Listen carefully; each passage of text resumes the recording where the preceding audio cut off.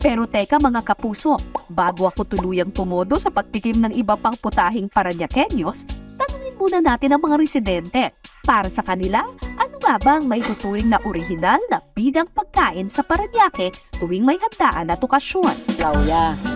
Yan ang pinaka-the best sa amin. Amunado. Napakasarap. Para sa akin o para sa mga pamilya ko, Janera po. Pansit po, pansit puset. Tapos, Empanada. Sushi dito sa Parañaque. Pansit po kasi yun po yung laging masarap na handa po lagi namin sa amin. Lalo na pag galing lami kayo. 3 sa 10 Parañaqueños na aming nakausap, pansit ang sagot. At ang pansit na pinagkakaguluhan dito sa Parañaque, hindi raw basta-basta, nag-uumapaw kasi ito sa pusit at kabyas. Yan ang ituturo sa atin ni Mang Rod. Nang magkaroon ng pandemya, naging hanap buhay raw ni Mang Rod ang pagluluto ng pansit-pusit.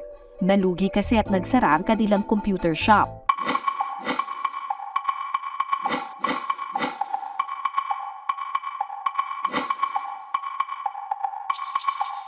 Unang iluluto ang pusit. Pakukuluan lang po. Pakukuluan po. Oo. Saka konting Paminta. paminta, laurel, tsaka toyo.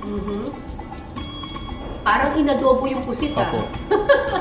Tsaka suka. Tsaka suka. Kapag ang pusit po, may dalawa pong paraan ng pagluluto ng pusit. Either very, very quick, ibig sabihin, saglit na saglit lang para hindi siya ma-overcook. Or, patagalin nyo na lang yung pagluluto hanggang sa lumambot siya talaga. Oo. Huwag yung medyo lang, ganyan. Kasi, nako, parang goma po At yan. tigas. Kwento ni Mang Rod sa pagluluto ng pansit-pusit, pwede namang oyster sauce lang ang gamitin at food coloring kung walang tinta ng pusit na isasangkap.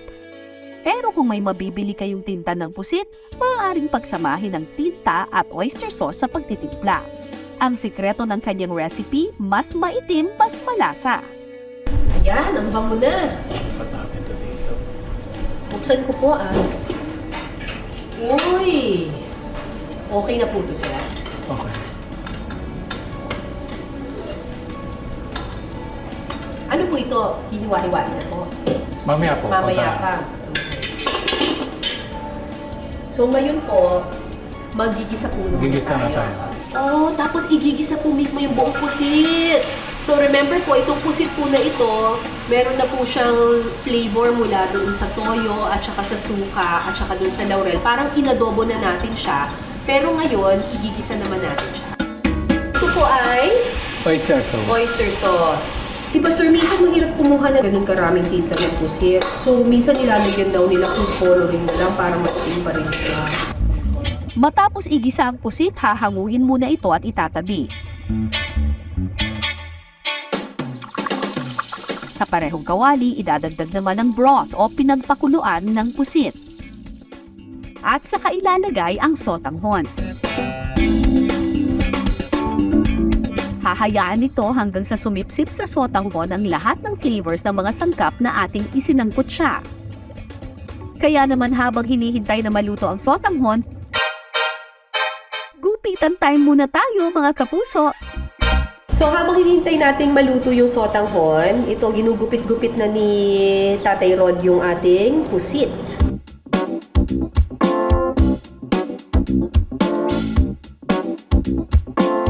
Ginawa ko pong bilog-bilog yung hiwa dun sa iba para pag nilagay natin maganda, diba?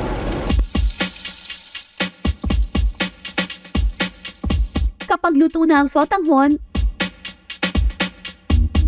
lalagyan nito ng dinurog na chicharon sa ibabaw at ipapatong na ang mga ginupit na pusit.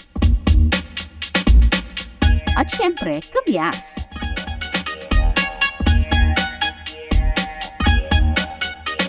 Wow! Narito na ang pansit-pusit ng mga taga Parañaque.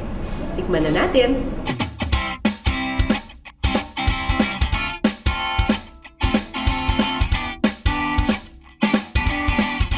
Lalagyan ko ng kamyas.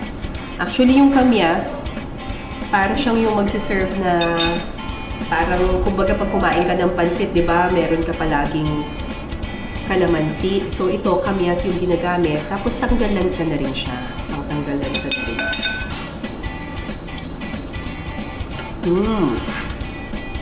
Malambot yung yung pusit. Hindi siya overcooked at all. Balansing-balansi yung lasa na binibigay ng ng mga ingredients. So, meron kang medyo maasim-asim dahil dun sa kamyas, tapos merong maalat-alat gawa nung tinta ng pusit, and at the same time, yung chicharon. Kung meron kayong extra na chicharon, mas maganda na habang kumakain kayo, binubudburan nyo pa ng chicharon para may dagdag alat pa siya.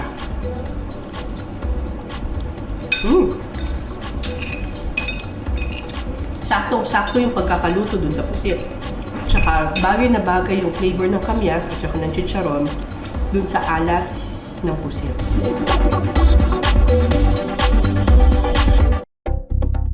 Dahil malapit ang Parañaque sa dagat, maraming seafood na maaaring isahog sa mga lutuin tulad na lang ng pusit. Yung pansit negra na yan, o yung pansit de pusit na tinatawag, hiniram lang yan sa Cavite. Kasi magkatabi naman ng Cavite, Las Piñas, Parañaque, pare-pareho yung mga coastal towns. Siyempre, mga taga Parañaque nagpunta ng Cavite, nagaya nila, na-inspired silang gumawa ng sarili nilang version.